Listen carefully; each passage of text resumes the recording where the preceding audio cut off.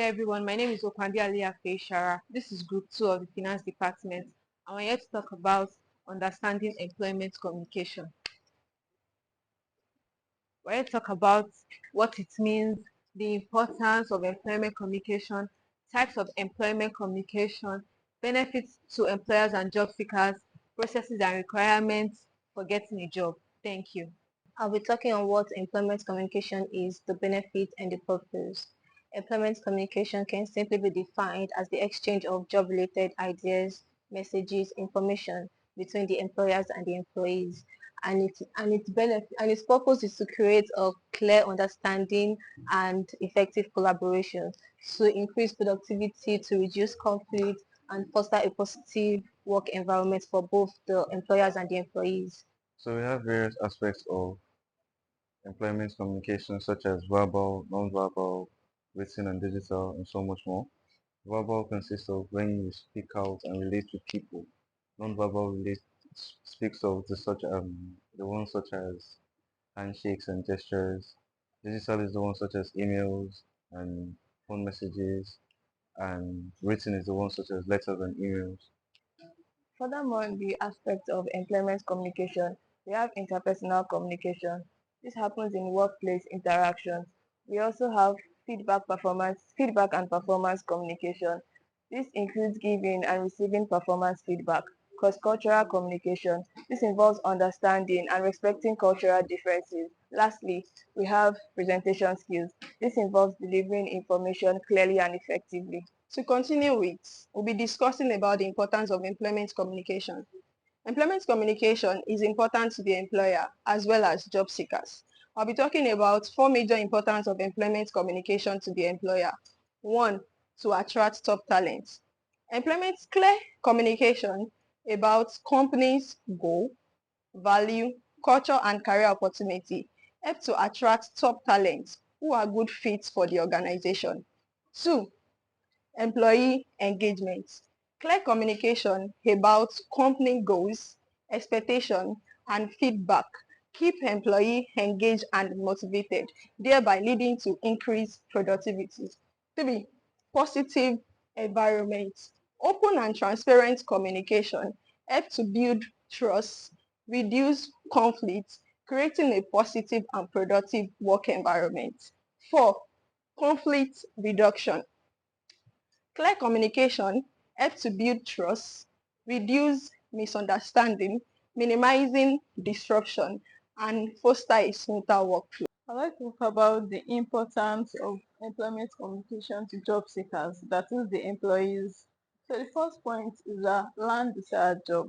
It helps it easy to get your desired job by showcasing your qualifications very well. The next one is positive impression. It creates positive impression during interviews and social gatherings. Next one is understanding culture. It helps you to understand the company culture and also see if it is a good fit or has flaws. The next one is effective negotiation. It aids in negotiating in salary discussion and also in getting a better working condition. My last point is career development. It supports career development by advocating for others and also building relationships among employees, employers, and the general environment. Thank you.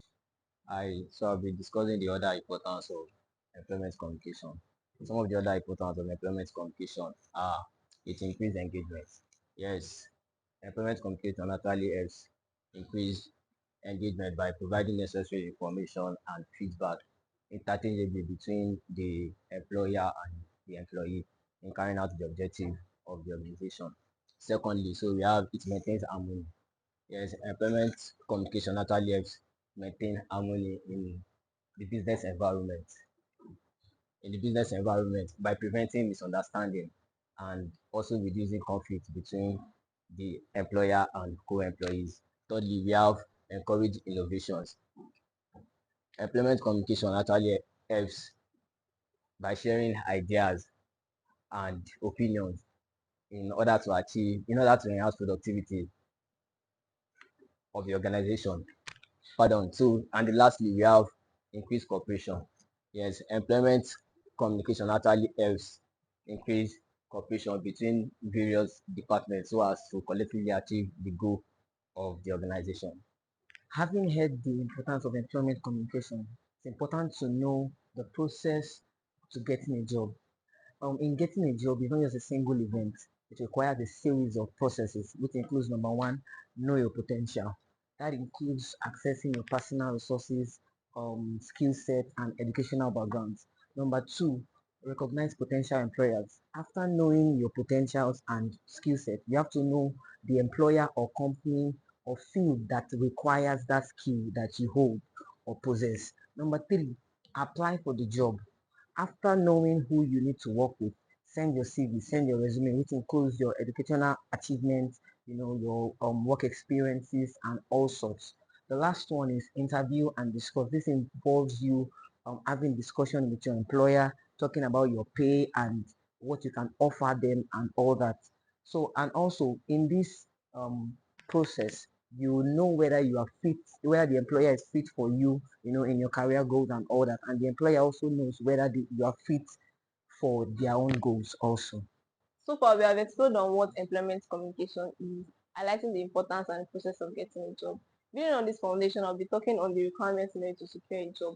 Job requirements are parameters or capabilities that an employer wants an ideal candidate to possess in order to fulfill the responsibilities of a particular role. These requirements are very important to both the employer and candidate because it expresses what the employer wants or the desires which he wants from the candidate. So what are these requirements? One, education. Education, this allows employers to express the formal classroom training that will enable a candidate to secure a job. Education requirements varies according to the person and the position that is being invited for. Most organizations or employees would require minimum level as the education requirements such as high school level, bachelor's degree level, and associate a diploma. While other organizations would want particular majors such as law, finance, pharmacy as education requirements. But you should note that education is not limited to just academic setting. It could also be in form of part-time jobs, past work experiences, or internship.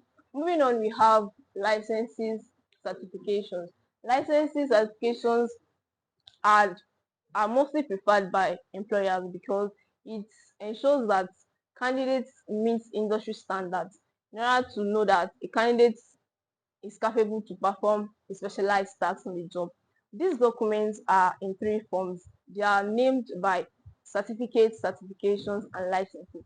A certificate is given at the end of an educational program, while certification is given after an exam has been completed to show that a person has developed professionally, while licenses is given by state government to show that a person has undergone some certain training and is also ready to perform a specialized task.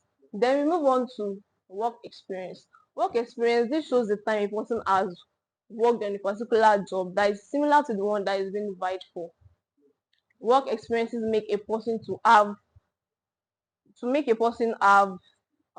leverage over others in the competitive job market.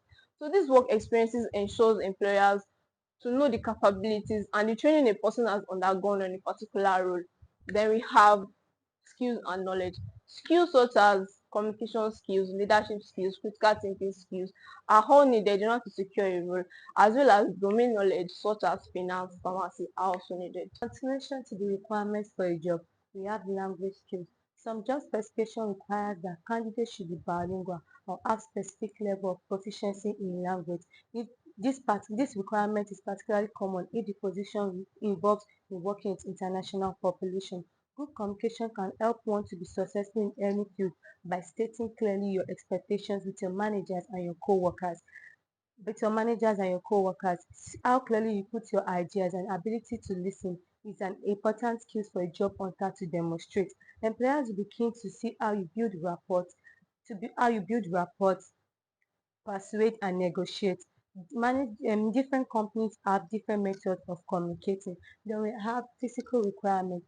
Some job requires physical activities such as prolonged standing or sitting, bending or twisting, and ability to lift a weight.